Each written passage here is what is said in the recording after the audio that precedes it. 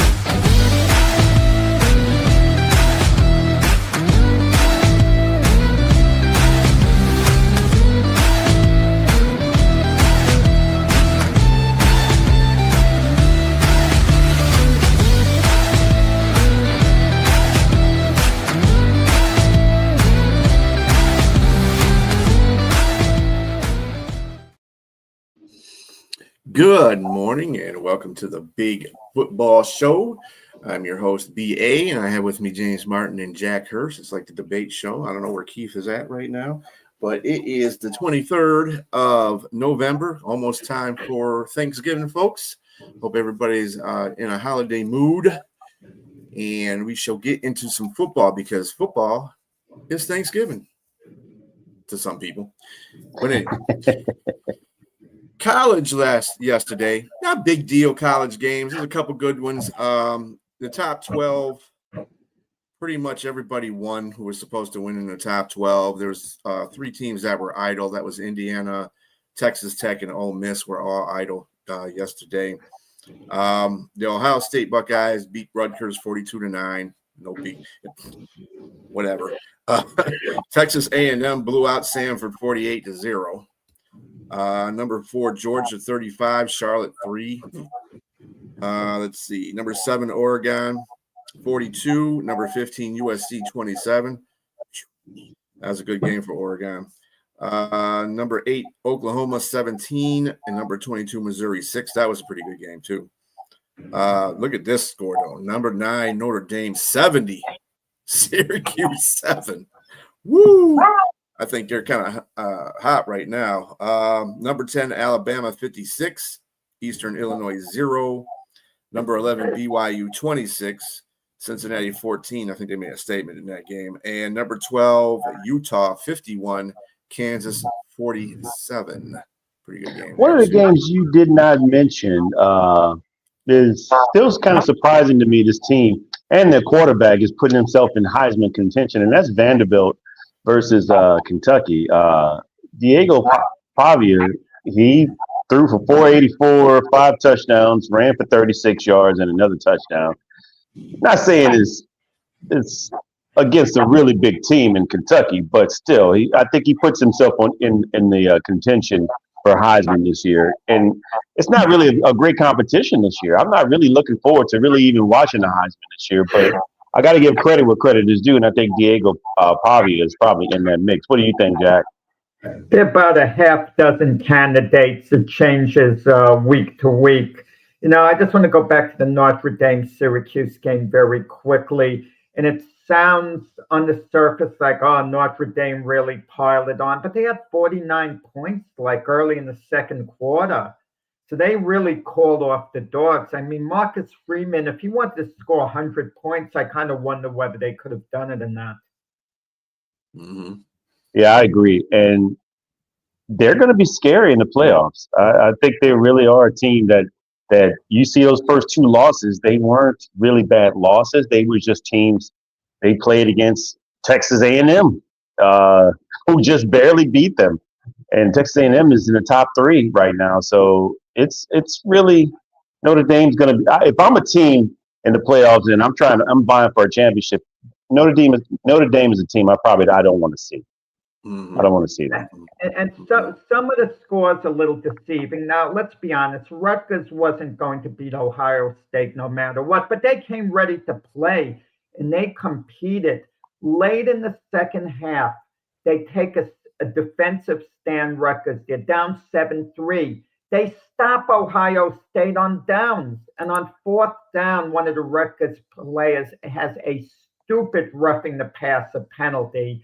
And of course, it becomes a first down and Ohio State scores and makes it 14-3, and it takes all the heart out of Rutgers. I mean, they were ready to compete the whole game, and they were exasperated, when that happened. But had they held Ohio State on downs the way they did, at least, going forward, they would have fought, I think, a little bit harder, had maybe a little more belief. They still would have lost, of course, but it would have been a better game. I mentioned all the playoff ranked teams, but there was other games out there that were pretty good too. And one of them was Texas. And Mr. Manning decided he decided he was going to play a really good game. Now, of course, it's 118th ranked defense they were going against, but hey, he had 6 touchdowns, caught one, ran one in, and threw for 4. So, he had a terrific day. Now, do you think that's going to raise his Heisman stakes up a little bit higher because of that? I don't know. Well, he does come from running. Arch Manning isn't in the Heisman running. No, he was I think he was being sarcastic when he said that. Yeah. Yeah. Oh, okay. So, he's not even. yeah. No, I thought you were going to say whether it's going to raise his draft stock, but he's not coming out next year. But hypothetically, if he did, that performance would raise his stock, and he would go in the first round to someone, even if it's late in the first round. So he's showing that he comes not only from quarterback stock, but he comes directly from wide receiver stock because his father obviously played wide receiver, Cooper Manning. And you can see him catching that ball. He looked like a really good wide receiver the way he caught it. So, yeah, he's a talented kid. He just needs to I think he's heading in the right trajectory as far as a quarterback. He's not in the same breath and ilk as his 2 uncles, but he's getting there. I think there was another game I watched a little of that no one talks about at all, and it used to be big. Harvard against Yale. Ladies and gentlemen, the great one and only Keith Engel is here. Can you guys hear me? Yes. Awesome. How you guys doing? Good. Just talking Pretty college good. football. Glad I finally made it in. And Keith, I apologize, Jack, for interrupting you. Keith, Jack was just getting ready to talk about a game that we had no one's talking about. My apologies, Jack. Go ahead, Jack. Yeah, Harvard against Yale. And you look at the record going in. Harvard was unbeaten in 9 games. Who exactly did they play? How good are they? And Yale, they only had a couple of losses, but that used to be a big, big game.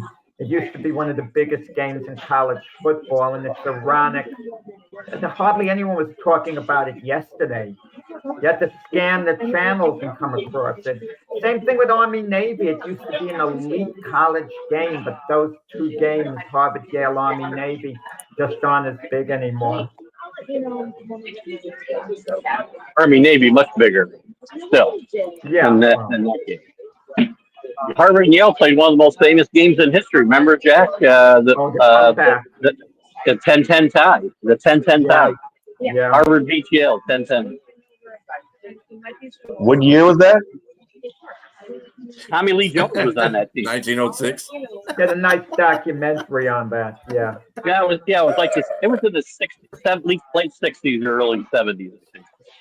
The actor Tommy Lee Jones was played? Tommy Lee Jones was on the Harvard team. Yeah. Wow. Yeah. That's awesome. Jack and I are old.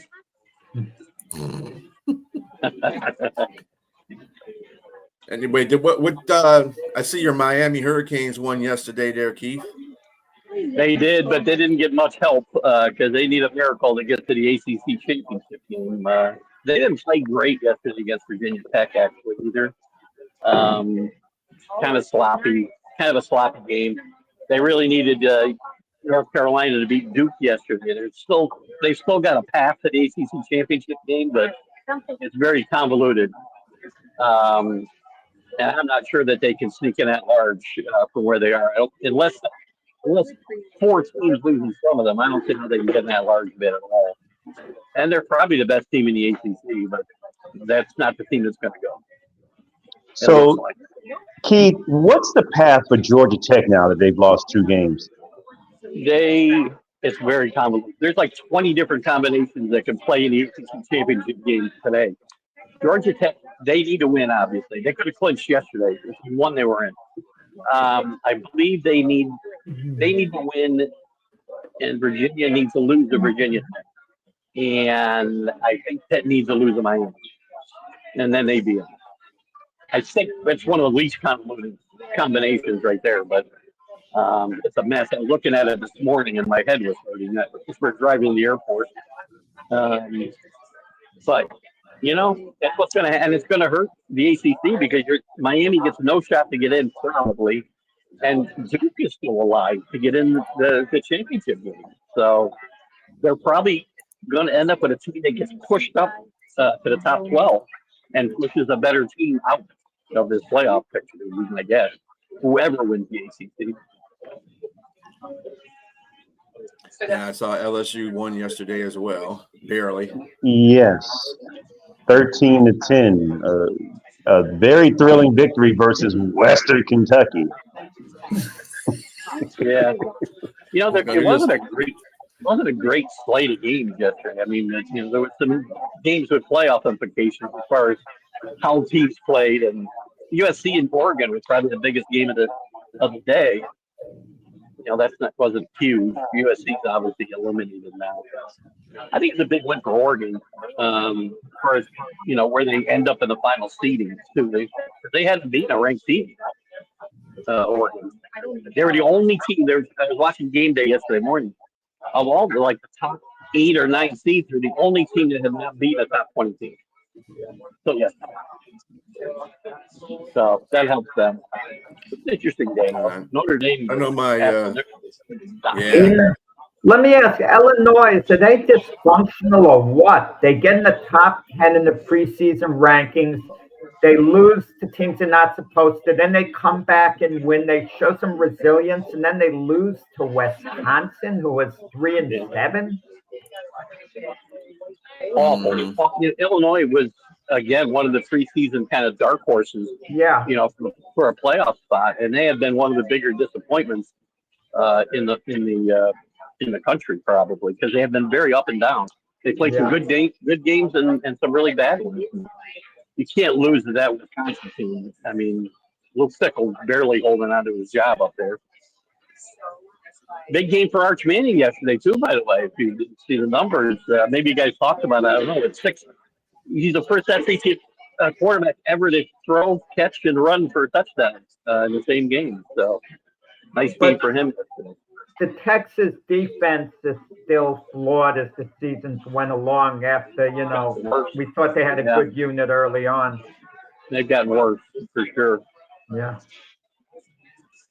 And I know Michigan won yesterday too. They played really good yesterday. So it's like I know it's a gathering up for the Ohio State game that's coming up this weekend. So we'll see what happens, but at least they didn't overlook Maryland.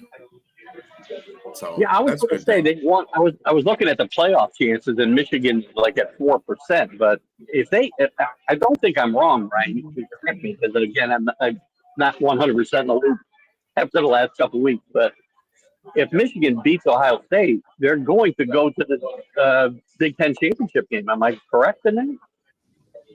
Well, I don't know. They got 2 losses though. In conference. I think they got just. I thought they had 1 loss. Okay, they wouldn't get Oklahoma. No, so they got one loss in conference. That was against USC, and they lost to Oklahoma. So if they beat Ohio State, they're in the championship game. Yeah, I don't think they're gonna. But I don't either. We'll find out. I didn't think they were gonna win last year either, but they did. So, and they got a worse team than they had a worse team last year than they did this year. So, I get it, but one team I still don't know about is Ohio State. I mean, other than Texas, which was eons ago, and I'm not saying you don't count it. You count it. They haven't been close. They haven't had the toughest schedule in the Big Ten this year. they haven't really been pushed, and it'll be interesting to see if Michigan can give them a little bit of that push. It might be good for Ohio State, actually, if they even, get a tight game. You kidding? With that rivalry, Ohio State would settle for 1-point victory right now and be thrilled. Just the sigh of relief, after their lack of success against Michigan. No. Well, I think they'd be happy. I'm all I was saying was I think for the team. I'm not saying they think this way. For them heading towards the Big Ten championship game and into the playoff, they might be better off getting a tough game next week against Michigan, winning, of course, for their chances later, because they haven't played close games, and that's a different animal. Once you get in one, if you haven't been in any. Well, they won a close one against Texas in their opener, but that was moons ago. Again, it was like a year ago, right? Yeah. Feels like a year ago. Yeah, Ohio State. I guess I got to see Indiana play them to really prove that I think Indiana's a better team. But either one, Brian. I mean, people keep asking me which team's better, and I'm like, I don't know. When they play, I'll know. I don't. There's no way you can tell me. Anybody can say, I know this team's better till they play. Well, you had your red flag about Indiana with Penn State, who they just barely got by. But they found a way to win. They found a way to win. That's the important thing, And Ohio State hasn't had that yet. That's why I say they get into that type of game. Indiana's going to have an advantage possibly if they were to get in that type of game with Ohio State later on, because they've been there with their backs to the wall. And even if you see Indiana versus Ohio State play each other, let's just say they play in the championship game. Do we still know who the better team is? If it's really like a really close up or a toss up game, it's really hard to know. Oh, we have a better idea. Yeah, at least, right? It's all conjecture. So it's been one of the weirdest seasons I can remember, except right at the top there. That's about all I can. That's the only thing that's gone to some kind of normalcy. Ohio State. Well, speaking of looking forward to games for next weekend, Texas A&M is going to be playing Texas. That's going to be a prove it game right there for both Texas A&M and Texas, to tell you the truth, to me. And they got Georgia and Georgia Tech. Yeah, I don't know about that one.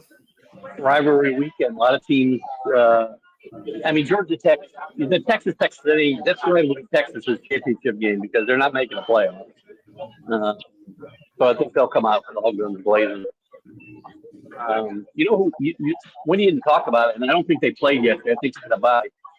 But I think Lane Kiffin has done his team no good deed by putting all this distraction that's been going on for the last 2 weeks.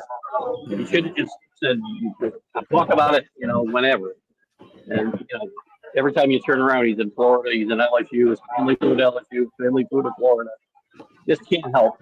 What is Ole Miss going to do? Assuming Ole Miss is in the playoffs, and it looks like that's going to be the case, is Lane Kiffin going to be coaching them? No. We're going to find out Friday.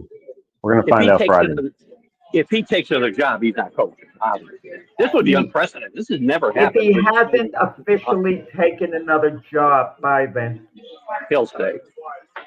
He'll stay until. Well, Ole Miss. It happens all the time in the NFL.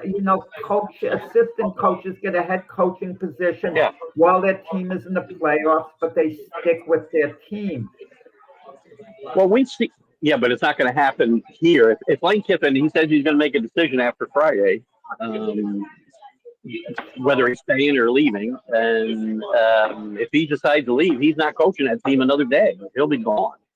And it's happened in bowl games, right, where coaches have taken jobs and the assistants have done it, but never with a team in the championship hunt have we had this happen. It's going to be very interesting. And I wouldn't be surprised if Lane Kiffin says, kiss my derriere, because you look at his hiring, his history of different teams he's been to. Mind you, he's matured. He's matured a lot, but he's still Lane Kiffin. So I think it would be a huge mistake for him to leave too. This is where he needs, because you're not going to have the same expectations at Ole Miss as you're going to have at LSU reporters, right? But why would he wait so late, though, Keith? Why would he wait so late to give an answer? I mean, I know he wants to up the dollars, probably, potentially. Probably. But he's visited. He's actually his family's visited two other schools, two other rivals. Mm-hmm. Yeah, and it's kind of typical Lane Kiffin. As much as he's matured, he's still kind of like got to be a lone wolf out there. But and Mississippi and Ole Miss has also. I mean, they're trying to get a package together for him to extend him too. So it's not like they're not trying. Brandon.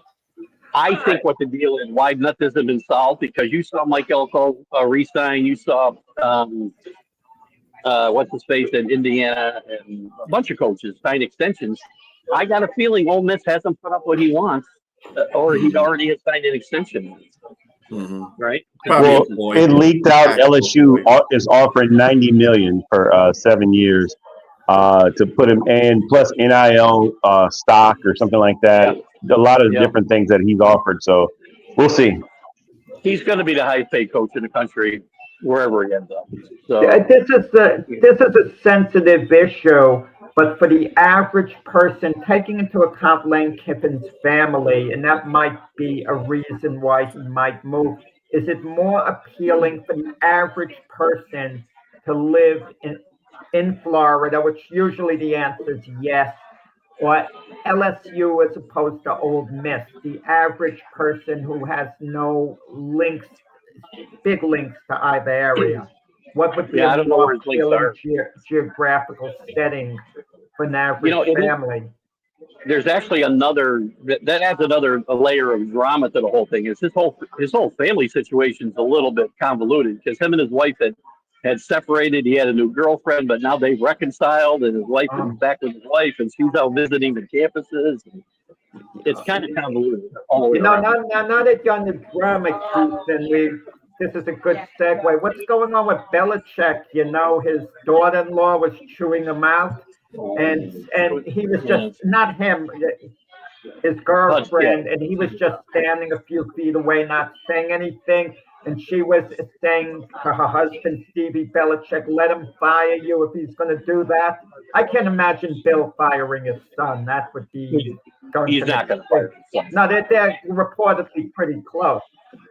I am thinking that North Carolina is desperately trying to find another spot for Bill Belichick to spend the rest of his career at this point. With all not just the fact that they haven't played well, they have no bowl chance now after yesterday's game, and I don't think they think it was going to go this way. Not just on the field, but all the baloney off the field. This is so unlike Bill Belichick. That's the whole thing. He's gone off the rails completely. Can you imagine this ever happening when he was in New England? Any of it? No. Not to make circumstances. No. I did, yeah. Stay away from those young women. I can say something in regards to that that might have somebody going a little crazy, but we don't want to. This is PG, so we don't want to talk about that. Point saver for Wednesday. Yes. Anyway, so since college football was kind of meh this Saturday, we can jump into the NFL games for today. Let's just put in perspective. We don't usually do this, but we need to start adding this on here about Thursday's game. And the Houston Texans beat Buffalo. And 8 sacks they got on Josh Allen. And it's just dominance by that defense. The defense is number one, is number one for a reason. That was Jack and I talked about it Friday morning. That's his dominant defensive performance I've seen all year against a really good offense, obviously, and a great quarterback. But I was also impressed with Davis Mills after a horrendous start to that game. He was like 0 for 7 or 8, and missed guys wide open missed 2 or 3 touchdown opportunities. He came back and played a really efficient game. Again, defense is why they won, but you don't win without Davis Mills making some plays here and there, and he played really well. So this Texans team could be a could be one of those teams getting hot at the right time. I won't say the M word because I'll get Jack all upset, but momentum is a little bit. I said it. You know, of all the divisions, guys, going into the season, the Buffalo Bills were maybe the only team that seemed to be a lock to win their division going into the season. I mean, who did they have? They had the Jets, the Patriots, the Dolphins. I mean, even though you were a lot higher on the Patriots than I won, kudos to you, Keith. You were thinking in terms of 9-8, you know, or thereabouts, and that wasn't going to unseat the Buffalo Bills. And now the Bills are probably going in as a wild card. Yeah, we talked about perspective. We talk about perspective changes throughout the year, right? I would have been happy at 9-8. Now that I've been 9-2, if they don't get the bye, I'm going to be like, "What happened?" I'm going to be upset. The Patriots have overachieved. Yeah, you're playing with house money now, right? You got to be happy, but you don't get a chance to. You get. Not everybody's the Chiefs, and not everybody's the Patriots from 2001 on. You don't get a chance every single year, and the Patriots are good enough, along with a bunch of other teams, to get a lot further than I thought, and most of us thought. So we got to strike while that iron's hot, and I hope they can keep lightning. I worry about them peaking early. I mean, right? The season's 11 weeks old. They owned December when they were on their really good roll, and I think it's important to keep that going. The schedule's in their favor from here on out. They've only got one team with a winning record, probably two by the time they play the Ravens. But I'm excited. As you should be. Right, yeah, because I think they overachieved, to tell you the truth. I think they really did overachieve. If you want a red flag, look at the Washington Commanders, what they did last year and what's going on this year. I don't think that's going to be the Patriots.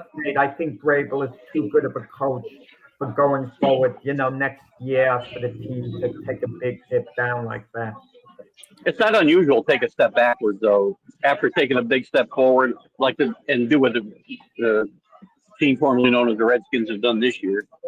Patriots did it under Bill Parcells. They took a big step forward, and the next year they won 6 games. So well, look at the Vikings this year. What they did last year and this year. Yeah. I mean, since we're talking about the Patriots, I mean, we might as well talk about that game. They're playing the Bengals. They're 3-7, man. I mean, the Patriots. You don't just sneeze out 9 wins. There's a lot there that's structurally sound, starting with the head coach, Mike Vrabel. So you just look at it as vastly different, total opposite of what it was last season. Some of the players are playing great, and particularly Drake May. Drake May has 71.9% completion percentage. He's leading the league in that, and he's also leading the league in yardage with 2,836. And he's had 8 games where he's thrown at least 2 touchdowns. So he's on fire right now. And it helps them that the rookie running back has stepped in for Ramondre Stevenson, and he's played a great game. So they look good.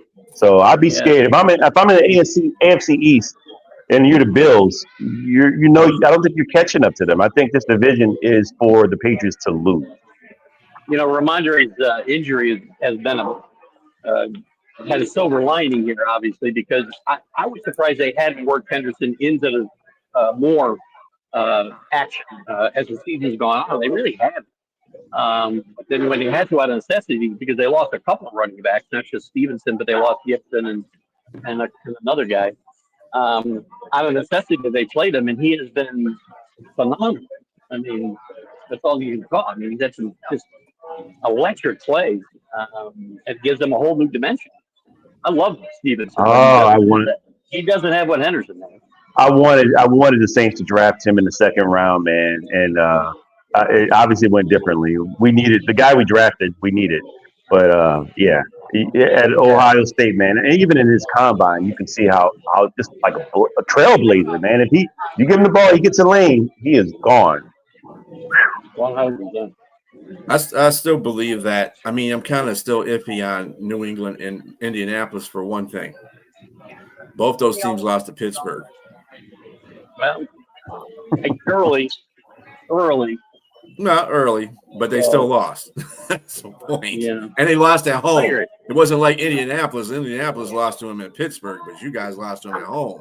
So, Well, we did. It's funny, Brian, is when I had them winning 9 games, 2 of the games I had them winning were the Raiders and the Steelers.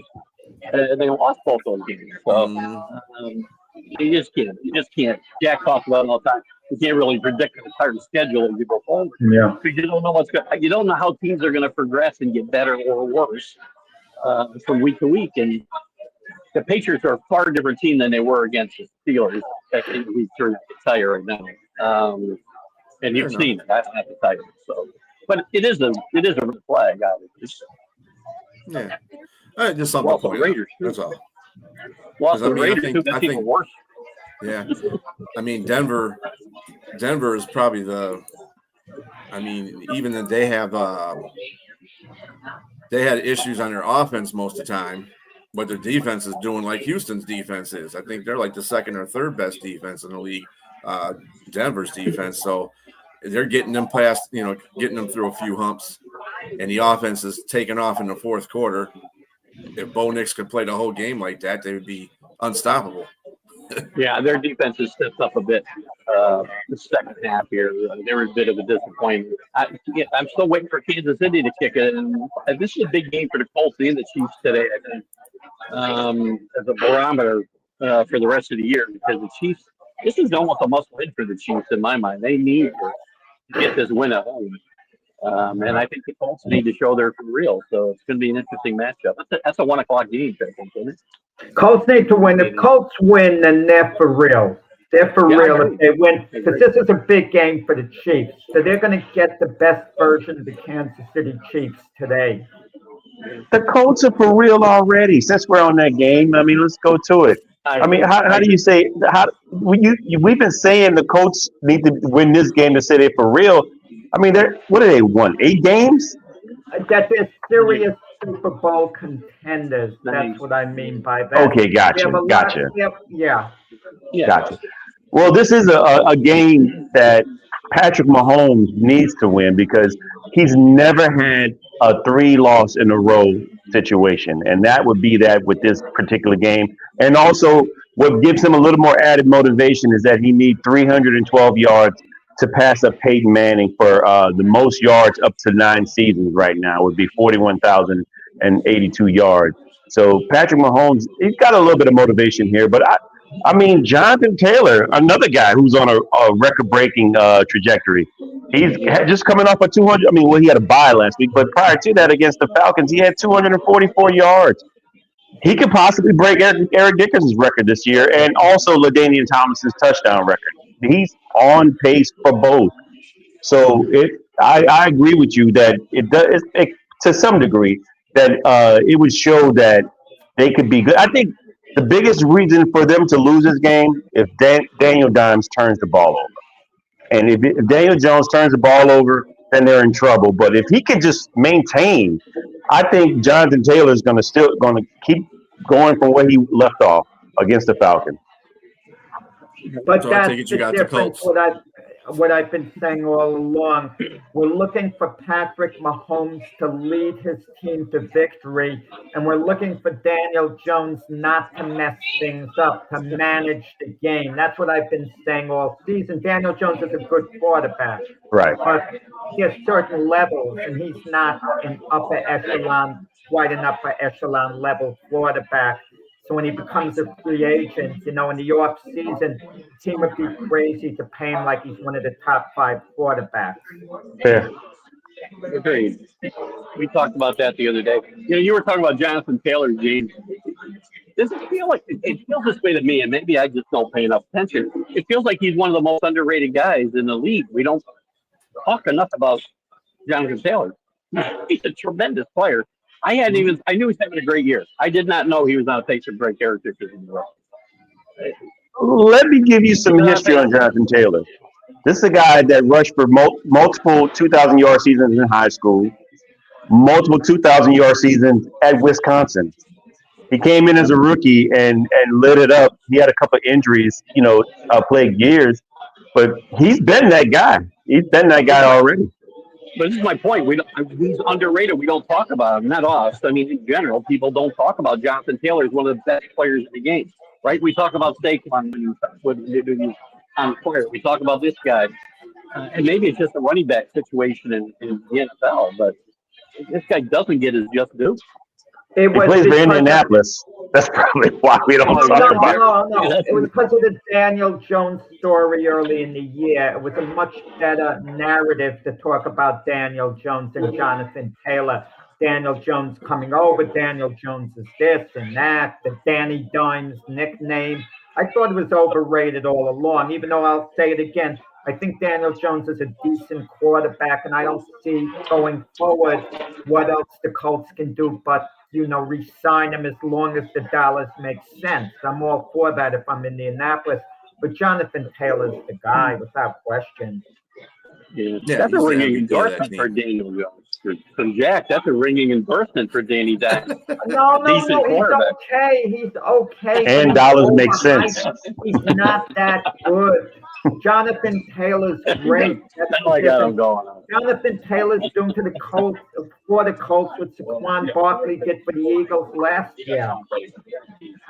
Yeah. So, Jack, since we're on this game, who do you pick in this game? You pick the Colts or the Chiefs?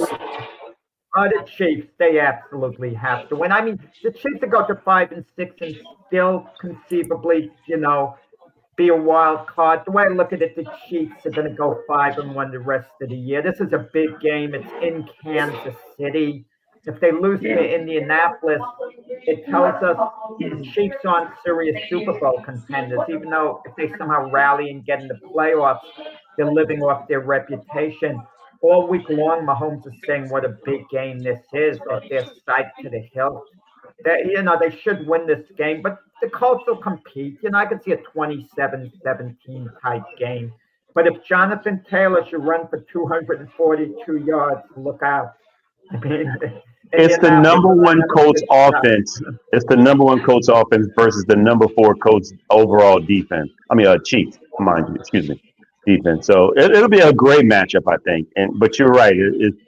The Chiefs, I think their backs are a little bit against the wall. I'm still going to go with the Colts here. I just think that they had to buy, and I think they're going to be well rested and come in, and they're not going to underestimate Patrick Mahomes and that team.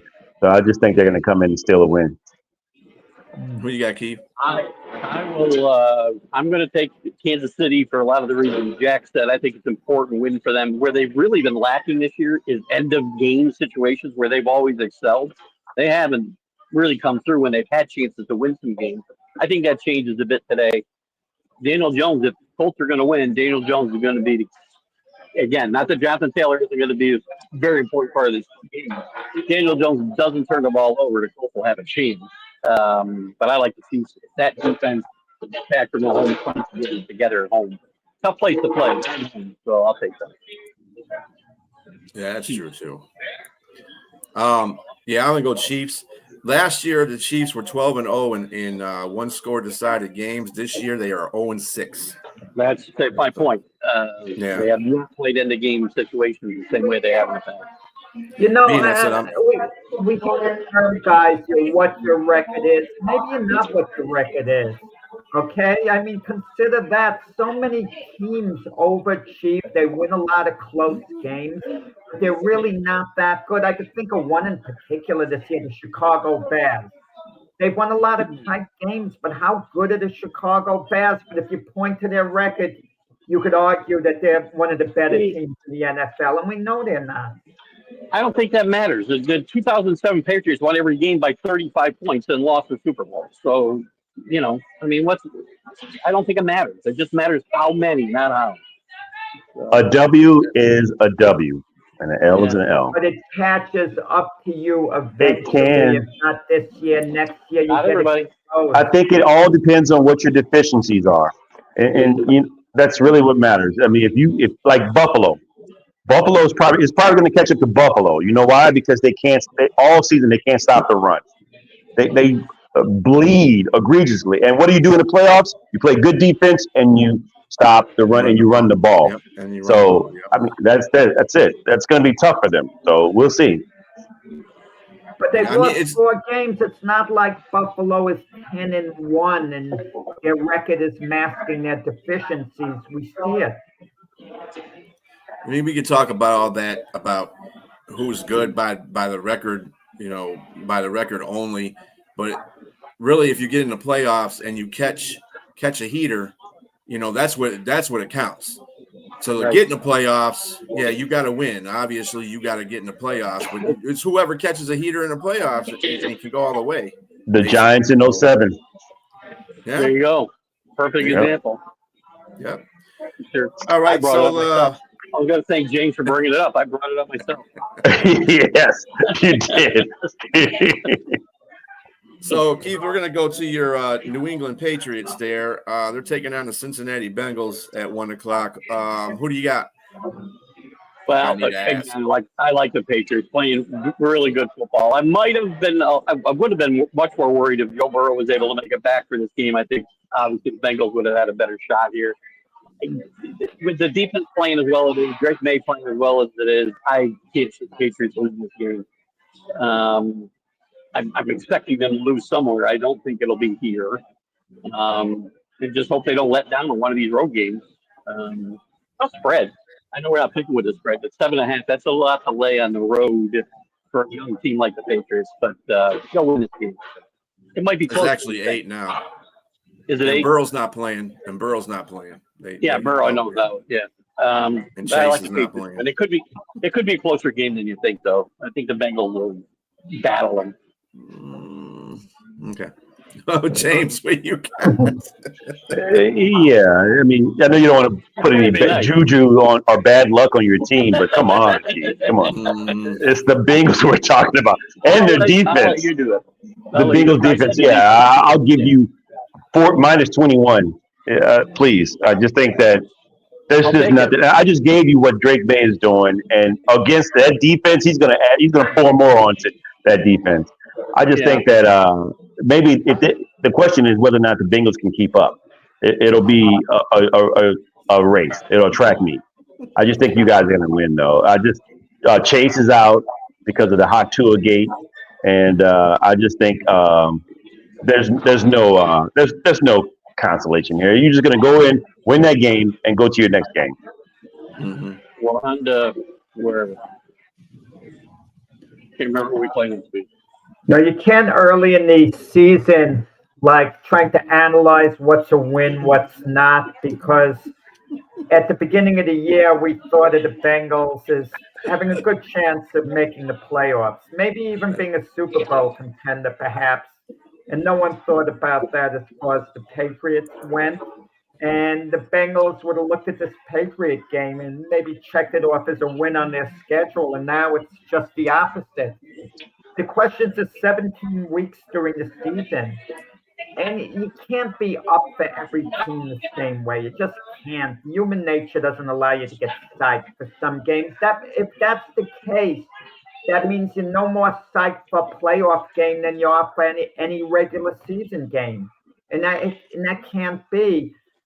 Is there a chance the Patriots are going to take the Bengals a little likely, not be up for this game? It's possible. I don't care what can Grable tell him. It's human nature. And Grable's human himself. You can only psych your team up so much. But with no Burrow, no Chase, and you get the feeling Cincinnati's maybe mailing it in now, especially the attitude of their coach, Zach Taylor. He doesn't seem in a rush to get Joe Burrow to come back. If anything, he's trying to keep him out longer. Well, that's a little mysterious. So, you could look at it as a trap game, but Patriots should win something like 26-13. Two sidelines to this. With both teams, Stephen A. Smith goes on the air. He calls Drake May a liar. And Jamar Chase is appealing his spitting fine like he thinks he could get it overturned. I mean, who's advising? Wow. It's on camera. How on earth are they going to overturn it? And let me tell you something, what I don't like about the injustice of the spitting thing, which no one mentions very quickly. Jalen Ramsey missed the game. Okay, he got paid, but he got kicked out of the game. And Jamar Chase is missing a game. Where's the justice? He spits on Jalen Ramsey, and they each miss a game. I mean, I got to see a little more justice here than that. Yeah. Before you pick Ryan, let me just say that the Drake May, Stephen A. Smith thing is a non-story. Nobody cares. Except Stephen A. Smith. He's the only one that cares. Well, maybe I'll get James going, getting him a little animated about that. Well, Not really. Stephen A. No. needs he needs to get some ratings every now and then, so he needs to say something off the wall. I'm going to go with New England too. Whatever. Just like Mike says, Cincinnati's defense ranks 24th in Texas Class 6A high school football. I've seen more scab defenses look better than that. Mm-hmm. Yeah, exactly. He's So, a yeah, shock guy. He's going to say stuff just to be, talking out his butt. You got it. We got Jack's team.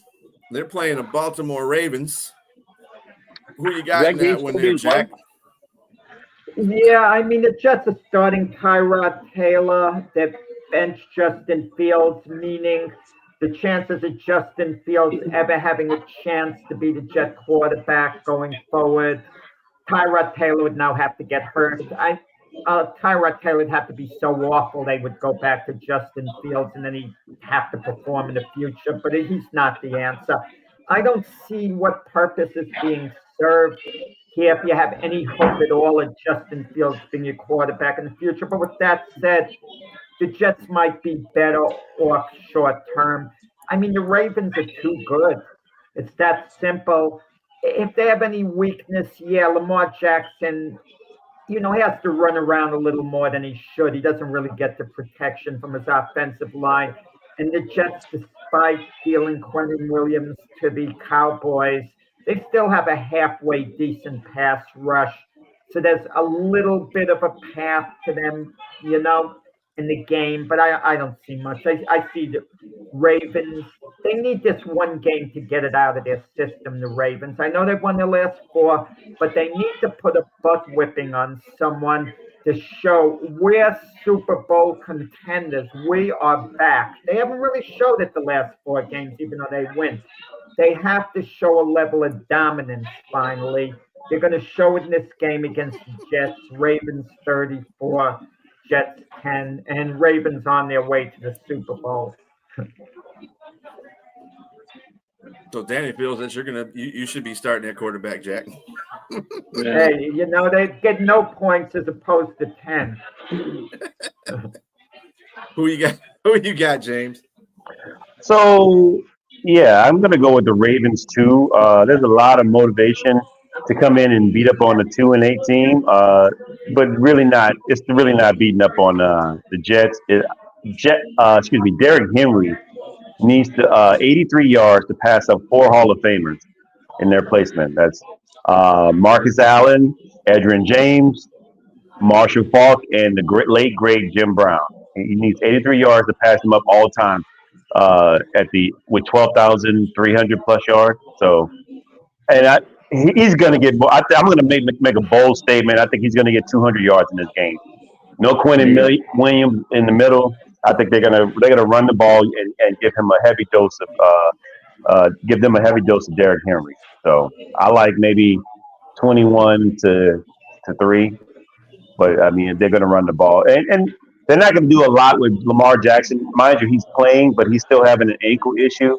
Rashad Bateman is out, so they're probably gonna run the ball a lot more. And so, like I said, Derrick Henry, he'll get that 83 yards today, and then some. I'll make it easy for you. Ravens are better at every position. Ravens by 100. I yield the rest of my time to Jack.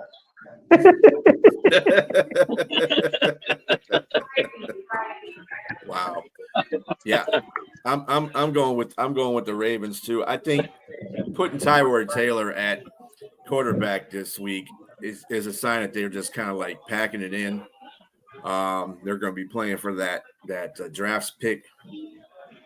Because they got all kinds of number 1 draft picks, so we'll see what happens. No one's playing for a draft pick. The players that's going to give 100% effort. You're telling me they're professionals. Aaron Glenn Your defensive coordinator, Detroit, is deliberately trying to mail it in.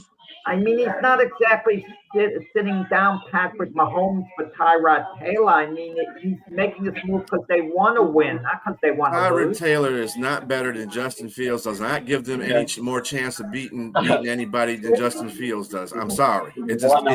They're not the same. They're not the same athlete. Bill Cowher thinks he does. He said, a couple of weeks ago, the Jets should consider making the move to change the culture. For what reason, though? To change your culture, that's it? You're not going to win any more games with Tyrod Taylor. Brian's absolutely right. I agree. I don't like the move. Aaron Glenn is trying to win a game.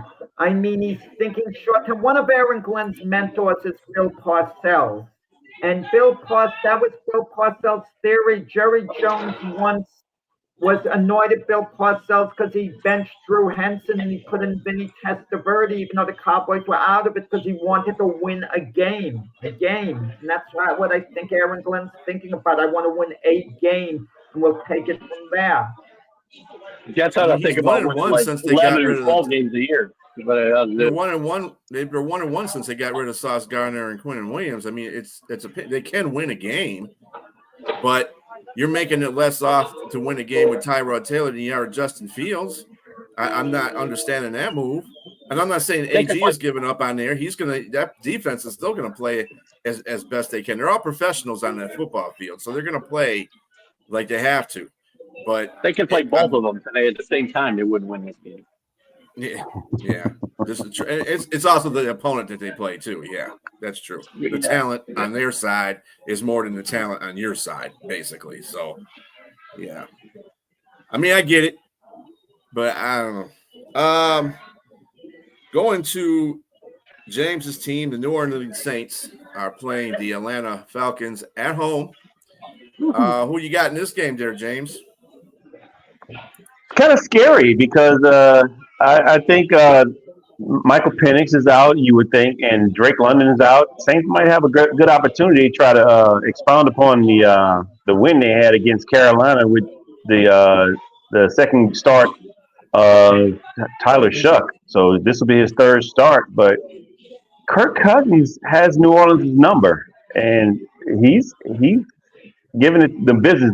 Mind you, when he was with Minnesota, but still. I'm kind of leery about that, but at the same time, they are missing Drake London, but they're going to have Tyler Algier and Bijan Robinson. And the Saints stopped Rico Dowdle, but I don't know if they can stop these two guys. And they're terrible against the run. And so, I don't know. They're in New Orleans. I'm just going to pick my Saints just one last time.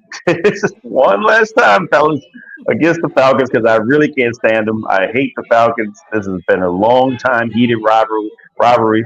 The other two teams, I don't like them either, but it's really the Saints versus the Falcons. And so I think we win a close one, maybe 23-21, something like that. I like Tyler Shuck. I think he's going to keep going with what he did last time, but I think we're going to win. Who you got there, Jack? Now, James was talking about a week or two ago about how wonderful Kirk Cousins is, how much he has left, this and that, but he can't pick him to win a game like this. Come on. The Saints are kind of rebuilding on the fly, moving on from Brandon Cooks, a very competent wide receiver who could help some team. I don't think Cousins has much left at all. And Tyler Shuck, he has looked good, in a little bit of body of work we've seen. He's auditioning. If he does well the rest of the year, he's going to be the Saints starter next year. So he has a true audition going as much as any QB in the NFL. And we'll see. I just see a low-scoring game here. I'll go with the Falcons 17-14. It could go the other way, it's a toss-up type game. Believe me, Kirk Cousins doesn't have much left, but at least he can competently run an offense to a degree. He can't go out there and win you a game in all likelihood. And has there been a more I hadn't seen this much backflipping over a fence than No, I'm picking the Falcons. cartwheeling all up back and sides on both sides of the fence here. Which one? I'm thinking ahead because you're gonna, harass me about the Jets because I was about to say, and I was in the middle of a thought, is there more dysfunctional team in the NFL than the Atlanta Falcons? Is there? I don't think there is because we have high expectations from every season. So many people are picking them to win the division year after year. And year after year, for the most part, they're just plain bad. They might not even get to their usual 7-10 this year when all is said and done. I agree with you there. Mm-hmm. I mean, you're talking about you're first of all, Jack, you're talking about competency on Atlanta. Those two words don't mix. Competency and the Falcons. I just don't see them. I don't see them with that. But go ahead, Keith. Who you got? Real quick on the Falcons and Kirk Cousins. I've been on the same page as James. My opinion of Kirk Cousins was before his injury last year. He was playing as well as any quarterback in the NFL before he got hurt. So his time in Atlanta has not been 100% Kirk Cousins on his way down. He hasn't played well this year. He doesn't have a lot of weapons. I do think that the Saints will shut down the running game today, at least enough that Kirk Cousins is not going to be able to pull this game out. And I heard the term mailing it in earlier. To me, if there's a team in the NFL mailing it in right now, it's the Atlanta Falcons. And I don't see this team having. Look, they could win this game for sure. Saints are going to have more pride in this game, and Kirk Cousins doesn't have enough weapons to win this game. Saints win. The weapons can argue they don't have a quarterback on the Atlanta Falcons to win them the game. Come on. I'll tell you what, the entire team to me shows zero heart. That team shows zero heart to me at all. None. And you can blame the quarterback all you want. The whole team has to me given up. Mm-hmm. Yeah, so, I'm with everybody with the except for Jack. I think the Saints are going to win this game, and if the Saints win this game, the Saints win this game. Bye, Raheem, because if he loses against the Saints, it's gone. He's gone. Listen, he's got to be on one of the hottest seats in the. It's about relationships, and supposedly they like him a lot in Atlanta. Don't care. You never can't know. win. You can't never win and keep your job. You just can't. They never win. I don't care about relationships. People fire people they like all the time in sports. It isn't going to matter. He's going to lose his job. I don't buy that. Everybody in Atlanta is radio stations a prize too. They're just like, nope. Get rid of that guy. Get him gone. Well, James, you live there. What's the mood in Atlanta? It's terrible. They are. I've been listening to radio station, boy. They are hot. They're about as red and fired up as that red shirt you got on. They are calling for Raheem's job, and Zach Robinson too. He needs to go as well. You got too much talent on offense. First round is everywhere, and 100%. They're not doing anything with that. This is bad. When teams quit, coaches get fired, and it's as simple as that. He's a dead man walking. Yeah. I think right now, if this was earlier time in the 19th century, you would have pickaxes and torches coming toward Raheem Morris's house because they want him gone. I mean, or mutiny. Yeah, something's going on. But anyway, all right. The New York Giants are playing the Detroit Lions in Detroit, and they're favored by 13.5. I don't really care about all that. Keith, who you got? Jackson Dart's out. Is that correct? Yes. Right. Yeah. Famous James. Giants don't win this game. This is I can't remember who they're playing. Who the hell are they playing? Just heard it. The Lions. Oh, Lions. Oh, see, you're going to win by about 4. Lions winning. You know what? Lions are getting a lot of grief about not beating good teams, but I can tell you what, really bad teams they certainly don't have any trouble with. Giants are not a good team. And I think this Lions team's getting a lot of grief that they don't deserve, quite frankly. And I think they'll be still a force to be reckoned with come playoff time. And I'm not just picking up the brain. I like this coach. I like their quarterback. I like a lot of this team. And they're not going to have any trouble today at home against a bad football team. They wouldn't easily. You got James. So I got the Lions winning, but I got it a little closer than probably what Keith would think because that interior offensive line for the Lions has been kind of tough on them, man. And that defensive line of the Giants is actually pretty good. So except Abdul Carter, he had one half sack at the beginning of the season and hasn't had anything since. So he's been a bust as a rookie right now. But I mean, give him time. I guess he'll bounce back. But with that said, the Lions got way too much talent on offense to even though Laporte is going to he's out for the season, right? Yes. Yeah. But the rest, the running backs, the wide receivers, they should still be able to score in this team. And famous James is coming, so you don't know what you're going to get from him. He may give you 5 touchdowns and may give you 5 interceptions at the same time. So I got the Lions winning, but I think it's going to be a closer game than people think. Giants are going to have to come up with an incredible defensive effort to have any type of chance. I think Abdul Carter is going to have a really good game because he's been in the news, with what's going on, underachieving this and that. I think he's going to show up and play really well. But look at the Giants on the offensive side of the ball. I mean, Jameis Winston's not your quarterback who's going to play a control type game. You don't have Scatterberg running back. He's out. Malik Neighbors, wide receivers, been out for the season. Lions, if they're as good as we think they are, they're going to win a game like this, something like 33-13. I can't see this game being in doubt, as we get late in the fourth quarter. Yeah, and of course, I also have the. Go ahead. Go ahead, Brian. I'm sorry. I'll speak up after you do. Go ahead. I'm sorry. No, I'm going to say, obviously, I'm going with the Lions, too. I think you're right, James. I think it's going to be a closer game because of that defensive line. That offensive line, the interior offensive line's got to get it together. Either they got to find a combination that's going to make them, because that is something that is bad right now. If they, and it's to the point where, they figured out golf. No, they didn't figure out golf. You mean to tell me they spent all these years not figuring out golf, and all of a sudden they figured out golf? People just kill me with those kind of things. It's the offensive line that's the problem. Any quarterback will have that problem if their interior offensive line is not playing up to par.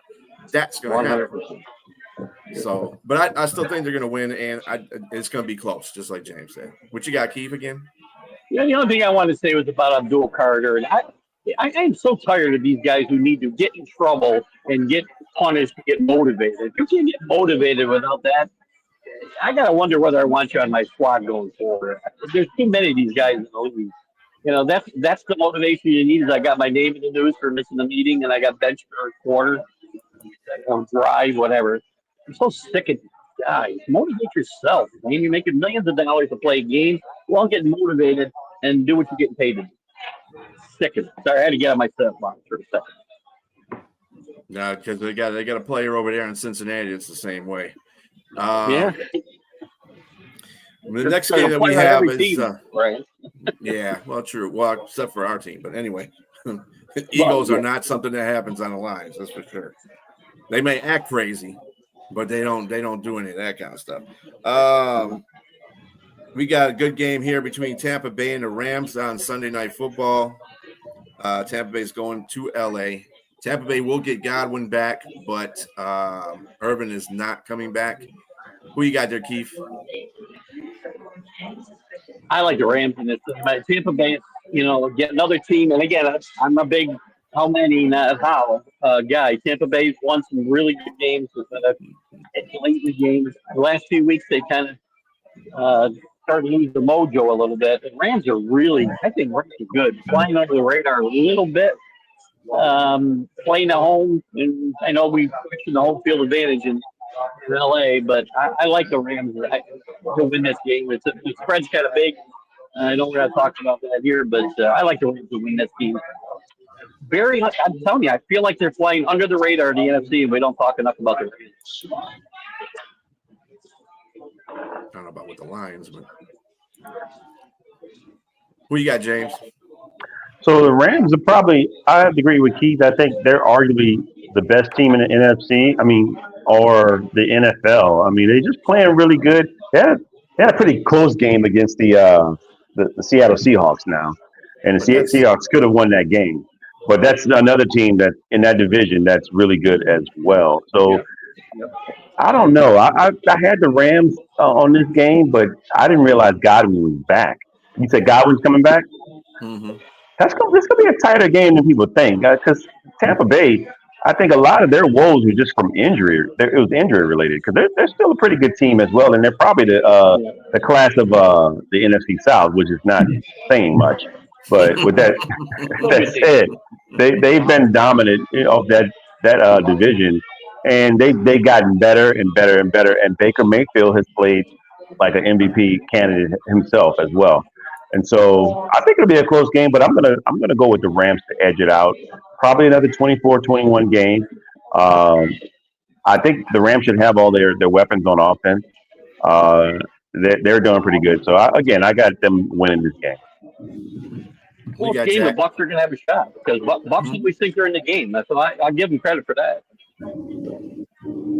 Yeah, I've said it before. I'll say it again. The Buccaneers are going to the Super Bowl. They're going to upset the Eagles in Philadelphia in the NFC Championship game. I like to come up with these bold picks, but I think Tampa Bay's losing today, and I think they're losing their third straight. They'll be up for the game, but they're meeting a really good Ram team who was lucky to get by Seattle. I mean, the Rams had all these turnovers and was still fortunate to win the game. Tampa Bay doesn't have a hard schedule the rest of the way. They'll be 6-5 if they lose this game today.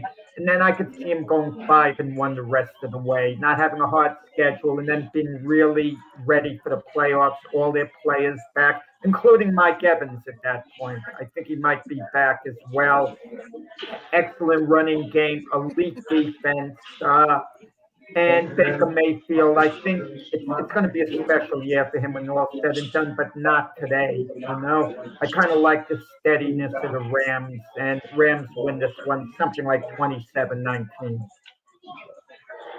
Yeah, I got the Rams. I think Stafford is playing at an MVP level. You alluded to the fact they could have went either way against Seattle or the Rams, but that's division. That's a divisional game. And you got to remember, Seattle won the first game against the Rams, and the Rams are like, nah, you ain't going to do that twice to us this year. And the Rams are playing at a different level. We talked about that difference from New England playing Pittsburgh at the beginning of the year and what they are now. I think that's what the same thing with the Rams. They started off kind of slow at the beginning of the season, but they're taking off. They're one of the best teams in the NFC, along with Seattle. As much as it hurts me to say this, Philadelphia, although I don't believe in Philadelphia too much. But, I got to say that the Rams will win this game. Now that we have – okay, here's one for you, James. Your division rival, Carolina Panthers, are going to San Francisco to play there. Who you got?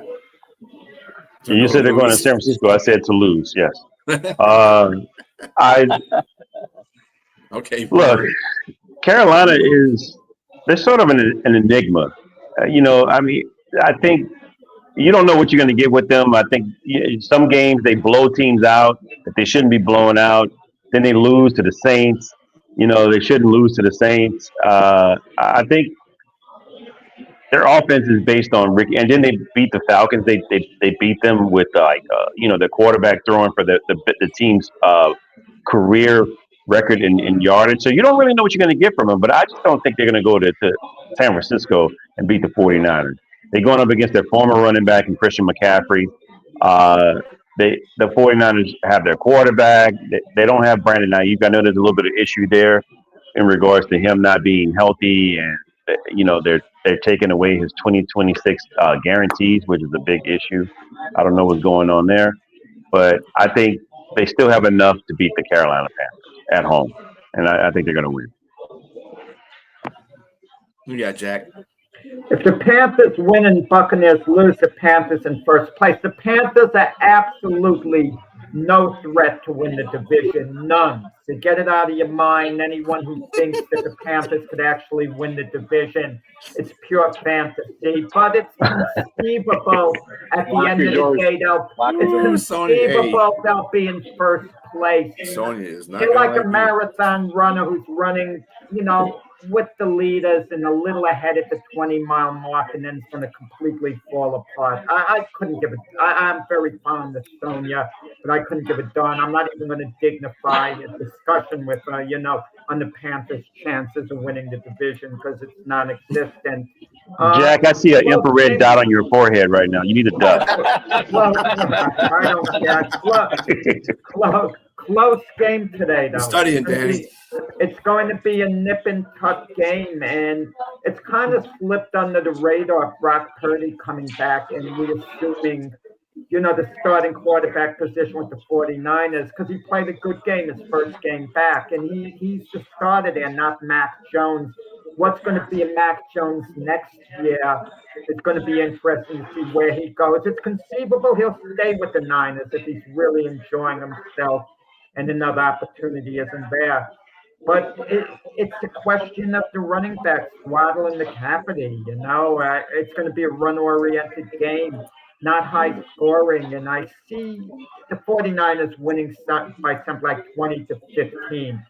Bryce Young's not the type of quarterback that's going to go out and really win you the game. Well, since the target's already on Jack, I said worse about the Jets than I did about the Panthers. Come on. Sonya. You can't say anything. They have no shot at winning the division. And that's going to get you taken out. It's not even going to be close by the end of the year. Oh, my goodness. Anyway, since Jack is going to get all the slack here, I can very quietly, under the radar, say the Carolina Panthers have played better. They're not as good as the 49ers. 49ers are getting healthier. They're playing at home. They need another team that needs to start, hitting the gas pedal if they hope to make the playoffs and win in the playoffs. So I got to take the 49ers at home here. Panthers are much improved, but they are not as good. I won't go quite as far as Jack went. We'll let him have that little stance for himself. But he's probably not wrong. I'll say that very quietly. Just not to take the heat off him too much. He's not wrong. This Panther team has improved. I guess improved enough to compete for the ultimate prize in the NFC. That's for sure. I like the 49ers. Yeah, I think Panthers are one of those seesaw teams that's, along with a lot of other seesaw teams this year. They'll look good against like Green Bay, blow out Atlanta twice, sweep them in the season series, and then lose to the Saints. No offense, James. Lose to the Saints and get blown out by the Patriots and the Buffalo Bills. And didn't have the nerve to say, "Oh, we're going to beat." No, you're not. You got good enough. Your defense is fair enough. You got a pretty good running game, but it's still everything is still mid. And San Francisco has a very good defense, no matter who they got playing out there. A battery of people that just walked off the street basically are playing that defense, and Salah's got them guys playing. So I just and CMC. Every time he faces the Panthers since he's left the Panthers, burned them. He's destroyed them. So I'm not giving, and it's at San Francisco too. I'm not picking the Panthers in this one. Sorry, Sonya, but it ain't gonna happen. Let me see. We still got games, because I'm gonna jump. I think because I got a couple things to take care of for again in the plane. So all right. Yeah, we got a few games left. But okay, well, I'm gonna take care of your business. Jump. I'm glad I could get on and chat with you guys for a little bit. For my guys who might be listening when I get home, I may try doing an impromptu stream of consciousness later. We'll see how that goes. But it was fun getting back with you guys, and we'll be back on regular schedule this week. Glad you're back, man. Thanks for being on, Keith. See you guys. Bye. Take it easy. Be safe. Bye. All right, next game that we have on the slate is the Minnesota Vikings at the Green Bay Packers. Minnesota kind of needs to win this game, or else they're going to fall off the face of the earth, I think. What do you got, James? So you got the number 22 scoring offense versus the number 7 scoring defense in the Packers. I'm not trusting JJ McCarthy. Right now, and they're 4-6. They're going up against Green Bay, who's been up and down as well, but they're 6-3-1. And also they're having the Packers are having issues with their running back. I'm not sure if he's going to play today because he's got a bruised left knee, and then he's got to play again. In a short week against the Lions, right on Thursday. Yeah, so he may not play today. But I don't have any faith in the Vikings. I just think that the Packers at home will do enough to win this game. Yeah, I don't have much to add more of what James said. I basically agree with everything he said. Something about the Vikings, J.J. McCarthy. Kevin O'Connell's supposed to be this quarterback guru for what he supposedly did for Sam Darnold. But how come he's not doing it for J.J. McCarthy? Maybe Darnold would have done what he did last year for the Vikings with any other coach. We don't know. Vikings at 4-6, I don't see a path for them to really get in the playoffs. They're not going to run the table. It's just one of those years where the Vikings seem destined to wind up being an 8-9 type team when all is said and done. You got the Lions, the Bears, and the Packers to leapfrog ahead of, and you're basically going to have to mostly run the table, if not completely, for that to happen. And the Packers are less than invincible at Lambeau Field. We've seen that this year, where they're beatable at Lambeau Field. But with that said and done, sometimes teams on this magical ride, and sometimes things just don't go their way during the season. I have a feeling that's the case with the Vikings. It's just not their year. And I could see them losing on a field goal at the end of the game, something like 23-21, even if McCarthy does play a good game. And he certainly has the weapons. When you look at, his running game, his wide receivers, who's better than Justin Jefferson? Yet something is missing there. Yeah, I don't think he's just on that same pathway. Even though I need Minnesota to win this game so we can get rid of that nasty tie that Green Bay has, I still am picking Green Bay, even with their defense is still pretty good. The only way I really see Minnesota winning this game is if what's his name, Greenlaw comes back, one of the Minnesota Vikings linebacker. He's really good. And let's see, who was it? Let me find that out real quick. I remember Grenard. That's who it is, Grenard. If he comes back and he plays well, it will be a close game. I still got the Pack in this one. Again, like Jack says, probably a field goal win this game. But yeah, I'm hoping Minnesota wins. But there goes my hope. But I'm picking Green Bay. All right. So let's see here. Pittsburgh Steelers at the Chicago Bears. Who you got, James? So the biggest question is whether or not Aaron Rodgers is going to play with the broken left wrist. I believe he's still going to play. He wants to play. And will he make a difference? There's a couple of records here. Aaron Rodgers, when he was with the Packers, has won 25-5 versus the Chicago Bears. So he's got their number, but at the same token, on the flipping that coin is Chicago has the Steelers' overall number. They're 22-8-1, 14-1 at home, and I like the way that the Bears are running here. The Bears, they got 3 linebackers. These are out. Yeah, all 3 of their starting linebackers are out. Well, they better depend on their offense, and Ben better pull out all the stops. Because I just think, but again, I'm still not sold on the Steelers offense. So I don't know. I think it's going to be close, but I like the Bears to win this one. I think the Bears are going to win this one. They're leading the division right now, fairly, no pun intended there. But they are definitely going to win this game. No, Even if Rodgers plays. Sorry, Jack. Yeah, well, Aaron Rodgers might not decide he's going to play until he gets to something like a half hour before the game or whatever. And you kind of wonder, would the Steelers just be better off if they announced Mason Rudolph was starting this week? And Aaron, you're, of course, the starting quarterback for the following week. If you tell us you're ready a few days before, you're going to start.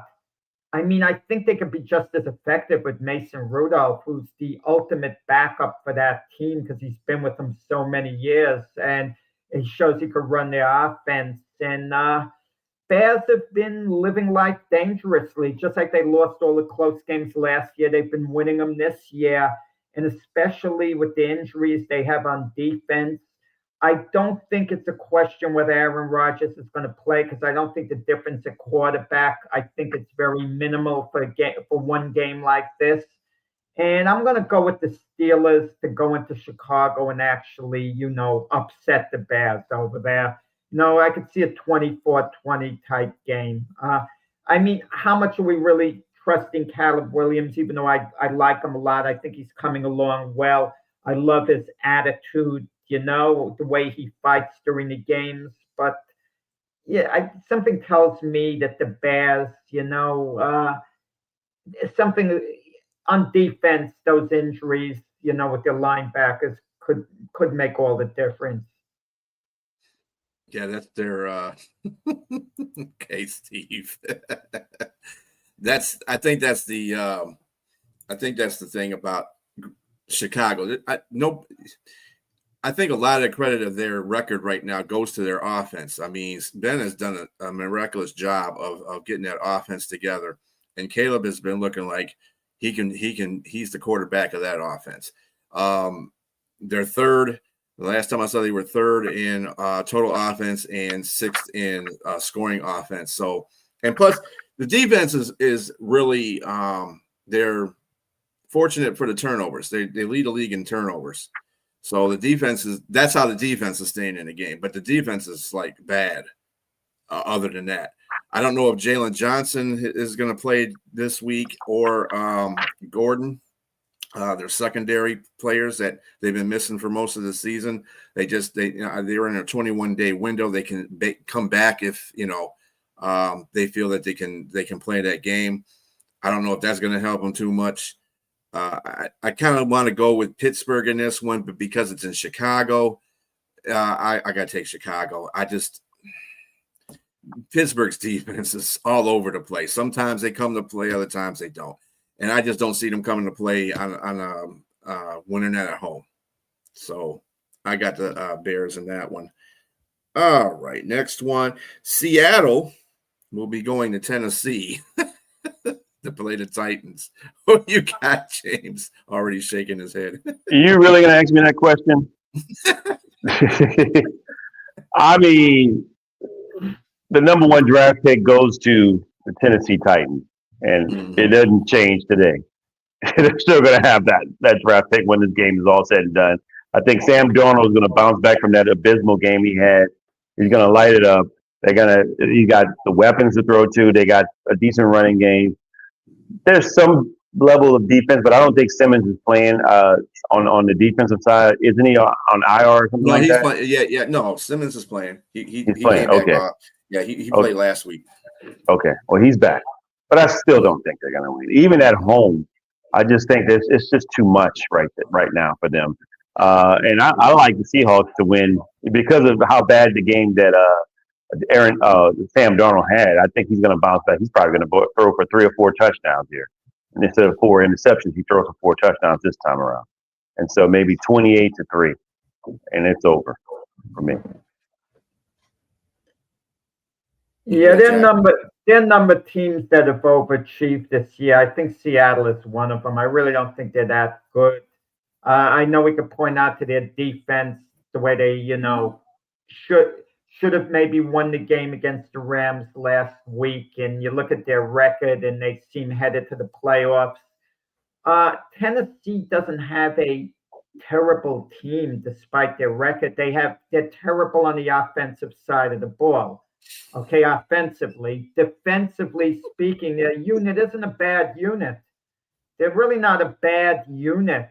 And I don't think they're going to get blown out in this game. They are synonymous with bad. No, I don't think so. I really don't. I mean, if you look at the whole season, it's been an inability to score points that's really done them in more than anything else. That's bad. That's totally they're bad. Offensively. Offensively, they're terrible. They're horrendous. But, there's offenses, defense, and special teams. They haven't been good either, okay? So I'm just saying, yeah, okay, so maybe you could say on balance, yeah, I mean, their record shows that they're not a good team based on the record, but defensively, they're not bad. I don't think they're going to get blown out, at home against Seattle. But they're going to lose with something. I could see a 20-7 type game, something like that. I mean, I'm going to put it to you this way. The Tennessee's offense is to what the Cincinnati's defense is. They're number 32 in both categories of total offense and score. Yeah, like I said. And a little bit to your point, yes, they do play kind of good defense. They did that against Houston, but then that's something that's an anomaly too, because they're ranked 24th in team defense and scoring total defense, and scoring defense is even worse, is 29th. So, I mean, when you got those two things running together, and then Seattle's like top 10 in every category with total offense and total defense, blah, blah, blah. So they're playing really well at a good level too. The one thing I don't believe in right now for Seattle is their running game. Their running game has pretty been and they got to run the ball, in the playoffs. And so Walker's got to get it together, and Charbonnet has to get it together. If they can get that running game together, I don't think you're going to be able to stop Seattle in the playoffs. But I got Seattle winning this one too, and big, because Titans will get points. I'll give them that, but they're not going to. It's going to be too late for that to happen. Next game is the Jacksonville Jaguars at the Arizona Cardinals. James, what you got? So this is a little bit of a tough one, because on one hand, Jack, you've been talking about Jacoby Brissett, and is that his name? Yeah. I'm sorry. He's been doing pretty good. In the last game, there was a coming out party for Michael Wilson. He had 15 catches for 185 yards. So he's a good number 2 now. So when Michael Harrison Jr. comes back, look out for them. And I don't know if Kyler Murray gets his job back this season. We'll if he comes back. I don't know if he gets his job back. But with that said, Jacoby Myers has played well for the Jags too, in the absence of Travis Hunter. Brian Thomas Jr. I think he's out. He might be out this game. Yeah, he's out this game. So with that said, I still like the Jags. I just don't like the Cards, man. They're not putting it together. They're up and down. They're 3-7 for a reason. I think the Jags go there and eke out a close victory, maybe like a 17-14 win, low scoring. Yeah, I mean, I might pull James as far as Arizona goes. What James did with the Jets early in the year, he kept picking them in his upset specials, and they kept losing, and then he finally threw the towel in on them, and then they win a game the week he throws the towel in. I've been doing that with Arizona. I've been picking them to win these games, and I'm tired of them. I'm sick of them. They're out of it now. They have absolutely no chance, going to the playoffs anymore. And I thought all along there would be a turning point. I want to hear about Jacoby Brissett. I mean, he's had so many opportunities in the league. He can win you some games like he did at Cleveland. Well, when he was given a chance to start there, he didn't hold on to it, the job there. He didn't hold on to it in Indianapolis. he was supposed to quarterback New England for a while to get Drake May ready. That didn't last. I mean, and there was another stop as well. Was he with the Raiders, if I'm not mistaken? Somewhere else. I forgot. But so he's doing okay at Arizona, but they're losing the games he's playing. And if the Arizona's going to bench Kyler Murray because Jacoby Brissett they feel is performing well, that's pretty pathetic because that means they've officially given up on Kyler Murray. You better play Kyler Murray and let him get some trade value, or maybe he'll show you can stick with him going forward. But certainly don't make a move to Jacoby Brissett. But it appears that's what they're going to do. It should be a close game today at Arizona. You never know what Jacksonville Jaguar team's going to show up, but I'm going to go with them to eke out a victory, something like 23-20. But with that said, this might be the week that Arizona finally does break through and win a game when I'm not picking them to do it. I'm not either. I want to say this one more thing before you go, B. There is one more stat line that kind of sides with the Cardinals. The Jags are giving up 41 receptions, 500 yards to tight ends, and Trey McBride has 71 receptions and 718 yards right now, and 7 TDs, and he's leading all tight ends in all three categories. So that's something to watch out for as well. Yeah, McBride is playing at the top of his game. I'm sure the coaches are aware of that, and they're going to defend accordingly. Mm-hmm. Yeah, I'm picking Jacksonville too, even though I don't feel comfortable with it. But I said I was never picking Arizona for the rest of this season. After they lost to Tennessee, nope, ain't happening. Not happening. You lose to Tennessee at home, no, I'm not going with you for the rest of the season. And Jacksonville's one of those topsy-turvy teams. You don't know what you're going to get. They got a good record. They're 7-4 now, so or 7-3, 6-4, like that. 6-4, yeah. 6-4. Yeah. So I mean, they're playing okay, but again, I don't see anything that's wow to me. That's going to say they can. And you're right. I think this is going to be a close game. I think a field goal win this one either way too. I just can't. Both these teams, man. Ugh. I don't like either one of them. Okay, we're going to go to the Cleveland at the Vegas Raiders. Who you got there, James? Well, this is a game that everybody's probably going to be watching, and we all know it's not because of Myles Garrett and his 15 sacks. It's definitely because of Shedeur Sanders. I mean, you got people that are watching because they want to see him fail. You got people watching because they want to see him succeed. Either way, everybody's going to be glued in to see how he does.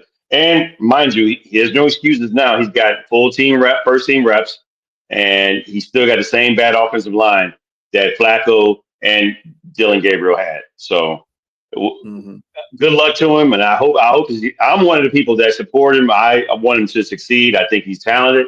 I think he should have been drafted higher in the 5th round, but it didn't happen. That's all water under the bridge now. He got his time to play. Go out there and try to be as good as you can. But look, they're both 2-8. And again, I think the biggest thing is not going to be Shedeur Sanders. It's going to be how hot and scary that Myles Garrett is.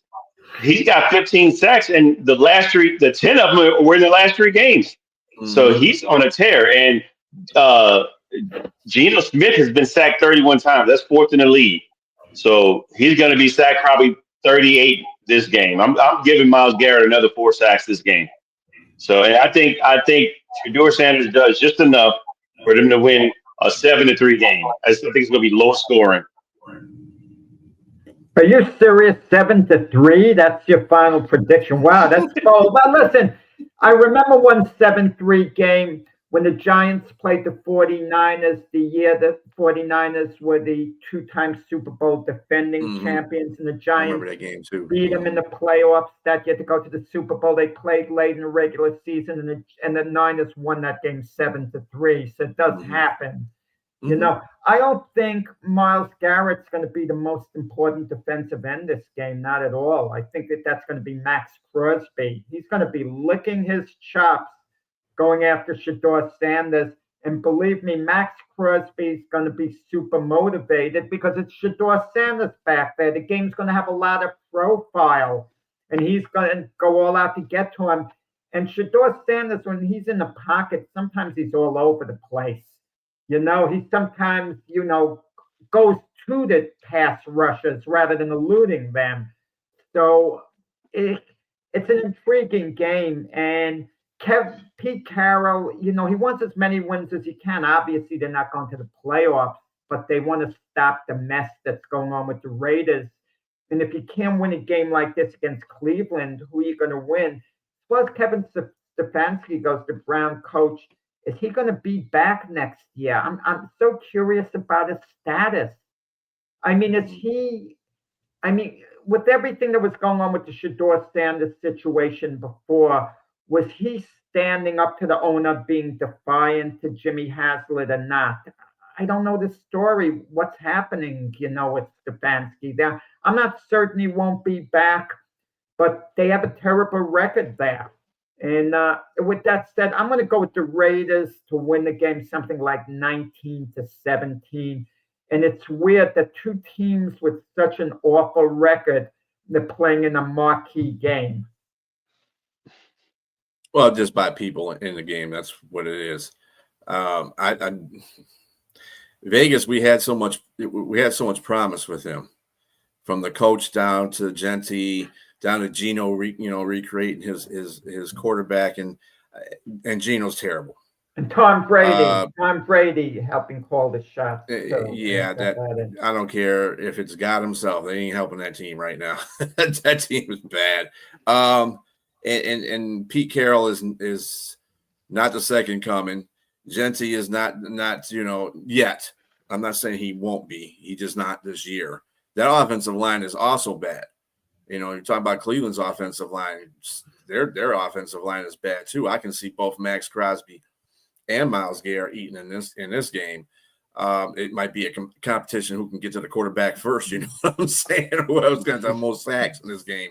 On that note, I think it's going to be a defensive game, and 7-3 is not a bad score. I'll give them 13-10 or something like that. Cleveland winning. I think Judkins is the better running back out of the two right now.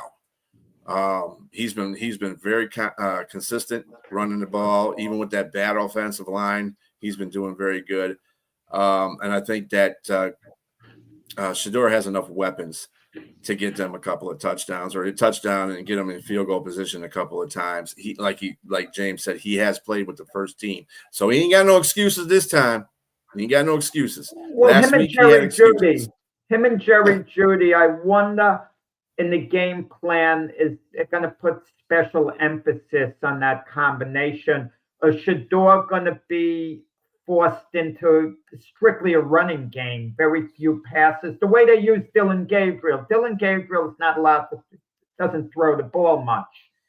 And Shedeur is more cut out the pass, the ball than is Dylan Gabriel. Is he going to be allowed to? I think it just depends on the matchups of the wide receivers and the tight ends versus the linebackers. And I think their tight end matchups for Njoku and Fanning look more favorable versus their linebackers or their safeties in Las Vegas. So look for him to hit, like you saw that 22-yard strike he threw to Fanning. I could see that happening a lot more in this particular game, and then especially in some quick slants, because they're going to have to get the ball out of his hand in 2 to 3 seconds, because that offensive line is horrendous, particularly interiorly. So they'll have to get the ball out of his hands quickly. But I can see some short screens here and there with the wide receiver, because Jeudy, he can. You saw what he did when he got the ball. He got really good maneuverability out there on the field. So get the ball in his hands quick, maybe a 5-yard out, or a screen, a wide receiver screen. That's probably what they're going to do more so, because again, that the offensive line is just not good on both teams. Both sides have terrible offensive. Both teams have terrible offensive line. So I think that on top of that, Shedeur is a different type of quarterback than Gabriel is. I think he has more athleticism, so he can get out of the pocket a lot faster and make throws on the run. Now, that's going to be a key point for Shedeur. let's not hold on to the ball. Let's get rid of the ball. If you can't find anybody to throw to, just get rid of the ball because you're going to run outside the pocket anyway and throw the ball. You're going to be out of the pocket, parameters. So just go ahead and do that. Learn from that experience. I think he has a better running game. I think what they're going to start doing first is see how they can do on a running game. If they can get through that defense with that running game, that's how that whole game is going to start setting up. Probably some more play action passes, and the tight ends are going to be a big key for Shedeur too, Fanning and Njoku. I like Judy, but I just think that's where the game's going to be won at right there.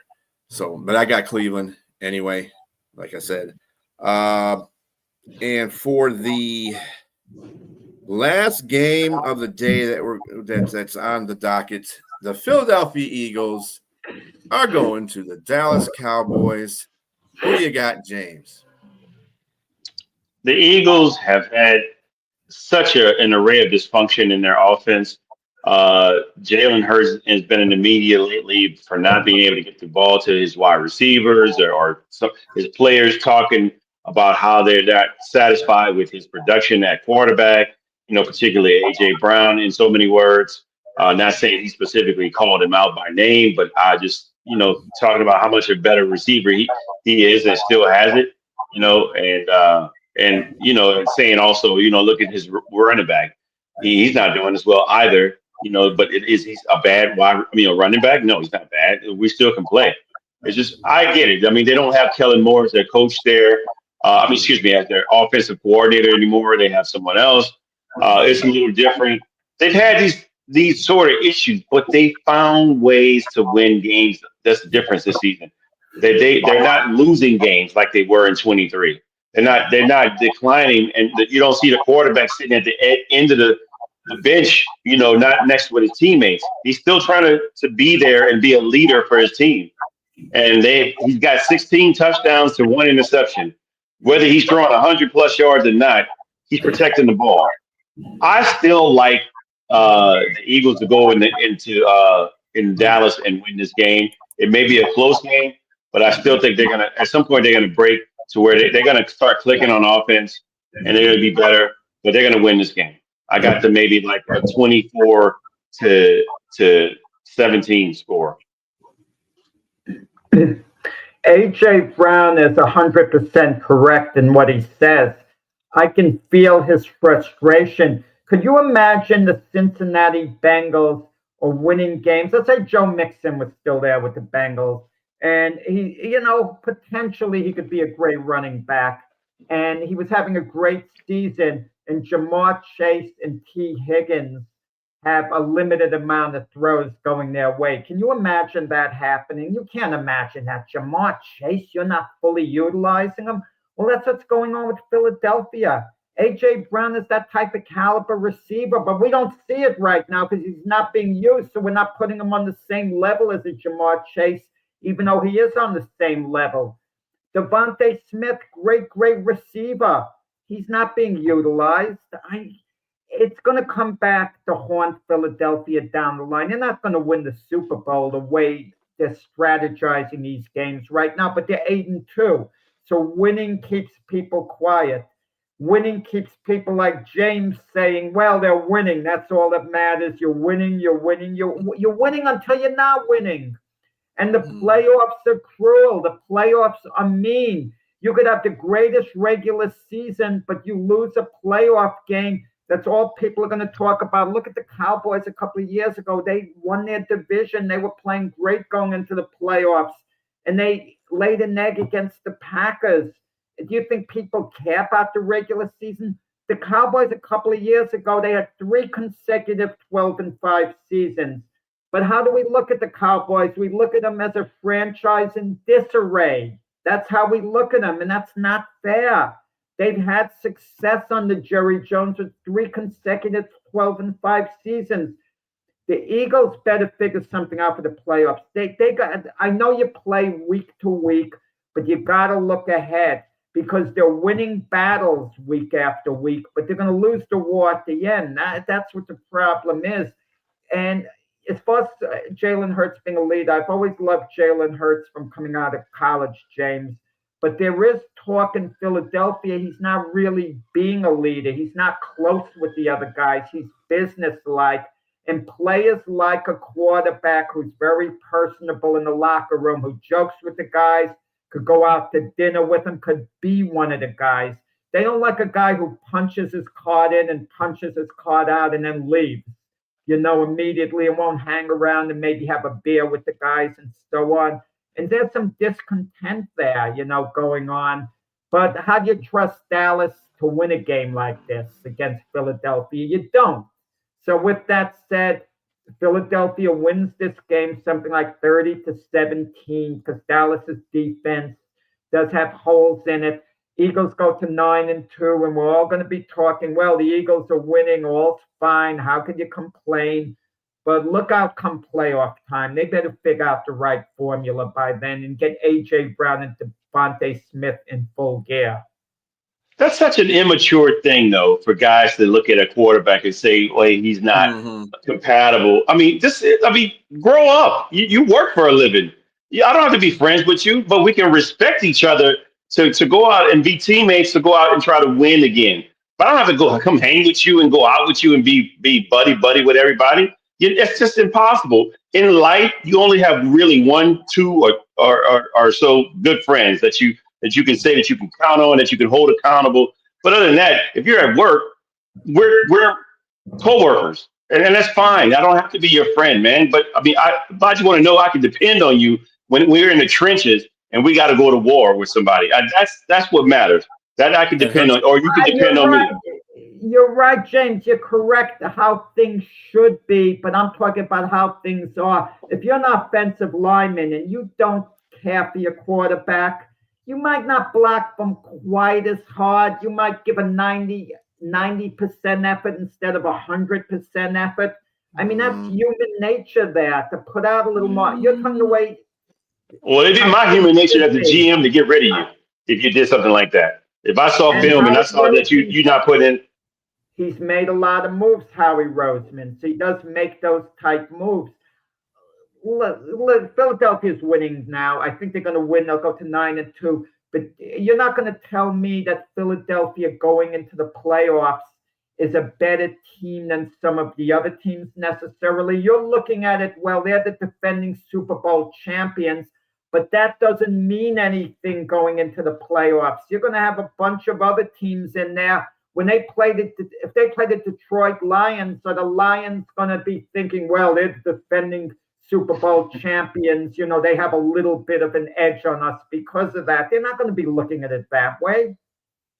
Well, one thing I will say, and I'll let you go, B, is that they have a formula for a playoff team. They have a good running game. They have a good running back, a couple of good running backs, Gainwell and Saquon. And they have a really good defense. They can keep scores low and tight enough to where the offense can at least get second opportunities to try to right what they're doing. So they still can stay in the game. That's why they won 8 games. And I just think that their defense it's not what you saw last year, where the offense was the main pride of what the Eagles were doing, but it's more so now the defense that has stepped up and helped them win games and give them second opportunities. But we'll see. To be determined. I mean, you alluded to the 2023 season when they had a different offensive and defensive coordinator that were hired within. They started off that season, I believe, 7-0. They were undefeated through 7 games, and then they got a couple losses and they went right down the drain. And I feel what Jack is saying, other than the quarterback situation, I think their offense is not. You gotta be hitting. And when you get to the playoffs. And I think this is the reason why I'm picking Dallas this game. But if Dallas wins this game, I want to see what happens to the team in the next game, because they're playing Chicago on Friday, Black Friday. So we'll see. And it's going to be in Philadelphia. We're going to see what happens to that team if they lose to Dallas. Remember, this is a divisional game. Dallas is one of the top 3 offenses in the league. That is not changing anything, to me. I think that they're gonna give the defense all the business in the world for Philadelphia. I think the thing that's going to change this game around is the defense from Dallas. Jerry Jones made it public that he wants to stop the run because of teams in his division that are run savvy, and Philadelphia being the most apparent one with Saquon. If they can stop the run, they're going to have to go to passes, and I'm sure that Jalen Hurts can get the job done, but I don't know, man. That offense is really malaligned right now, and you know, I think Hurts is on that level that he's being a professional. If you want to talk a lot now, see, this goes opposite from what you said, Jack, about the offensive line not playing well because he doesn't have a good rapport with the quarterback. I mean, they're all professionals. They should have a good well offensive anyway. line, by the way. I'm not. Yeah, they do have a good offensive line. Yeah, but I'm just saying that could be happening. The quarterback is the leader all the time. He's the leader. If he feels that you're complaining too much about not getting the ball, and he's done this, I've seen Jalen Hurts do this, he will go away from you and not throw you the ball at all. And this is the reason why Brown is PO'd about the whole situation, because he knows Jalen Hurts is not going to give him the ball if he keeps complaining about it and throwing people under the bus. And this is why Devontae Smith, he started doing that, and he started not throwing the ball to him too. I remember Goddard's got the most catches and the most yards of the team right now. What's that tell you? That tells you Jalen Hurts is like, okay, you want to talk stuff? I'm not throwing you the ball. I'm going to throw it to Goddard because he's not complaining, and he's out there doing his job. Do your job, and I'll throw you the ball. But that's on him to do that. He can do that because he's the general of the Army. You know what I'm saying? The offensive linemen have to do their job regardless because they're professionals. They have to do that. They can't pick that because, like James said, and Jack, you said, if they find out that they're not giving 100%, bye-bye, you got to go. They'll do that. They'll do that in a heartbeat. Well, maybe in the offseason. I haven't given Goddard his due, usually on this show the way I should. He's been an elite tight end, and between Saquon Barkley running the ball, Goddard at tight end, you can get by if the defense is playing great. I get it. But I'm not a believer you turn a switch on and off. If you're not having the chemistry during the year with your wide receivers, I don't think it suddenly happens and you have that run through the playoffs. But things are going well for the Eagles. I mean, you can't complain in the sense because their defense, is outstanding. I mean, the game against the Lions, the effort, their defensive effort was nothing short of superb. And, we'll see going forward. But there are a number of good teams out there who are going to take a serious run at the Super Bowl. We mentioned the Rams before, the Buccaneers. And I just don't feel there's that feeling of favoritism with the Eagles outside of them being defending champions. If they weren't the defending champions, we wouldn't be talking about them the same way based on how they played this year. We'd be pointing out their flaws, but because they're the defending champions and they have a very nice 8-2 record, we point to that. Yeah, I think A.J. Brown, he's kind of getting on my nerves with all his complaining and stuff like that. I mean, yeah, I know you're a good receiver, dude, and maybe you should get the ball more. But at the same time, you're winning, and you won a Super Bowl last year doing the same thing. Yes, the running took over precedence. You still got some yards, and in the Super Bowl, you mattered because they stopped the run. And who was Jalen Hurts throwing to? A.J. Brown, Devontae Smith. So, I mean, and they won that way. So, I mean, if you can win two ways, I mean, I wouldn't worry about it. I think the offensive coordinator needs to get his stuff together because he's not really calling really good offensive games. I think he should get Saquon Barkley more involved in the game. That way the receivers will be able to be out there getting open and not having the Jalen Hurts like, I'm not throwing to you because this guy's open because of what the defense is showing you.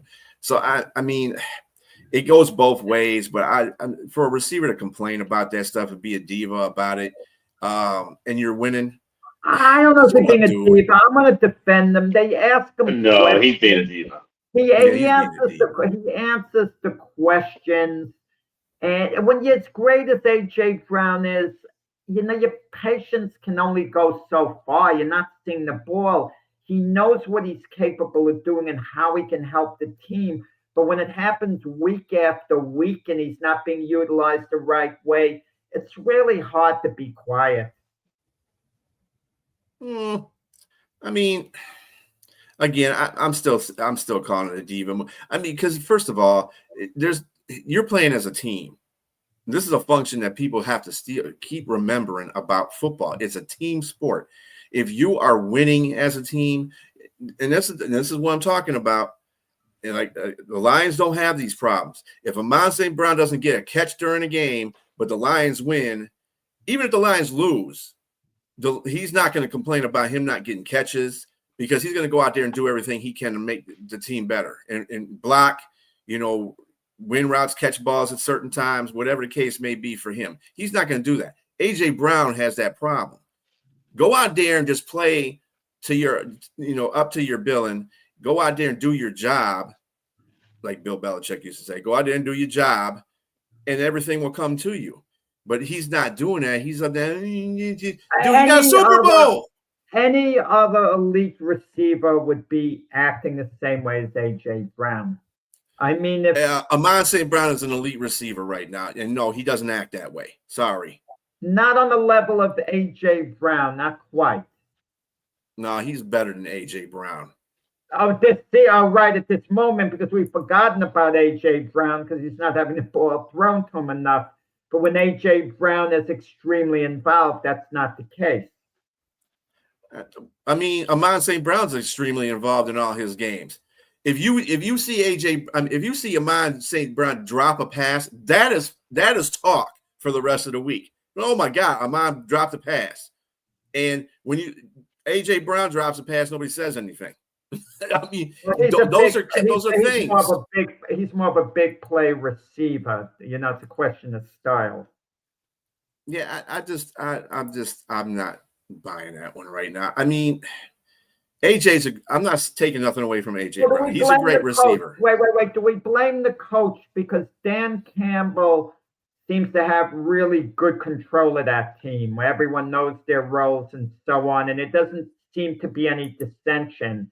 And we get it in Philadelphia, but how do you argue with the success that Nick Sirianni has had? He's had phenomenal success as well. But so I don't know what you make out of all of this. Except that what the commenter said earlier is that, and I thought this before he even brought that up, is that T.O. was just similar, and he still found ways to get what he needed. He did what James. T.O. caused big time dissension on the teams. He was a real selfish guy. A.J. Brown just wants his fair share of throws. He doesn't have to have an attitude, oh, I'm the guy. There's no such thing as fair share of throws. That's what I'm saying. And catch the ball. Just catch the ball when you need to. Do what you can when you're supposed to be doing. He don't do everything he's supposed to be doing as well. Yeah, I've seen him take plays off.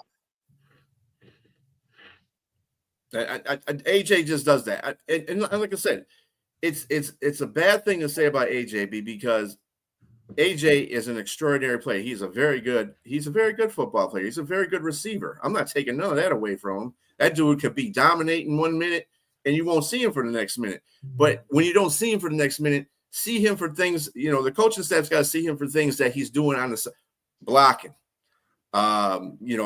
That's a big thing with receivers. You need to have them blocking so they can get other receivers open, tight ends open, the running backs to run down the field.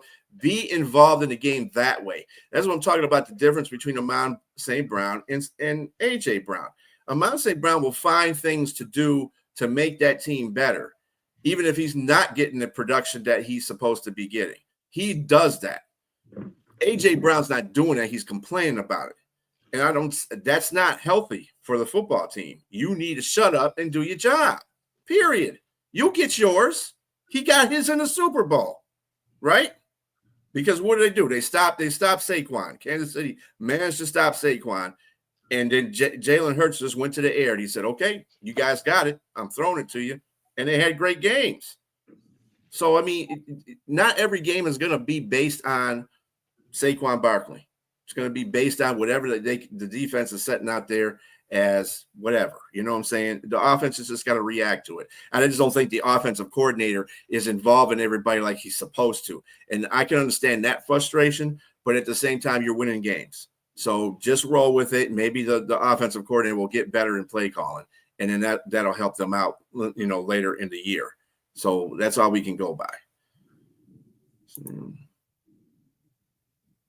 I mean, the owner can talk to AJ all he wants. I mean, he's paying his bill, I guess. I don't know. I don't know. Yeah. When you don't catch the ball too, that doesn't make what you say really call for it. But anyway, that'll conclude this show. I appreciate everybody for joining. Keith, thanks a lot for it, and we'll look forward to seeing you full time next week. James, as usual, and Jack, as usual. Everybody have a very good football Sunday, and we will see you next week as soon as I get this banner off. All right.